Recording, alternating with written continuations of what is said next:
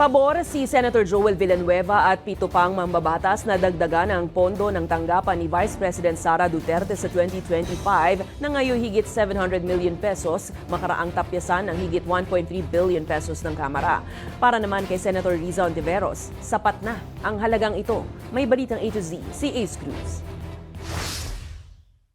8 senador kabilang si Senator Joel Villanueva ang interesadong dagdagan ang budget ng Office of the Vice President o OVP. Ito'y makarang tapyasan na higit sa 1.3 billion pesos ng Kamara ang lagpas 2 billion pesos na pondong hinihingi ng OVP. Hindi ko talaga makita na makatarungan sa isang opisina na itinuturing nating pangalawang pinakamataas na opisina ng pamahalaan. So yun lang po yung aking posisyon dito. I don't look at personalities, I don't look at whatever some politicians are looking at right now. I'm just after the office itself. Ayon kay Villanueva, dapat ay hindi maapektuhan ang pondo ng OVP para sa social services. Gayun din, ang aabot sa 200 namang kawani ng OVP satellite offices na posibleng mawalan ng trabaho.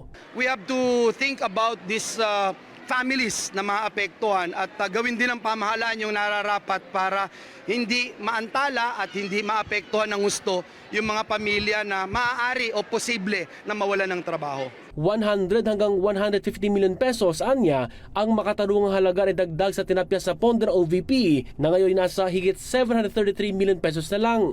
Nauna rito, sinabi na Senador Riza Ontiveros na dapat ipinaliwanag doon ni VP Sara ang mga ganitong senaryo nang humarap siya sa Senado. Kung yan ang i-raise na dahilan, hihingin ko yung mga detalye. Kasi kung nakalocate sila sa mga regional offices, baka naman pwedeng i-place or ma-second sa regional offices, halimbawa ng mga department na hahawak ng earmarked funds. Pero nanindigan si Ontiveros na makatarungan ang inaprobahang budget ng OVP.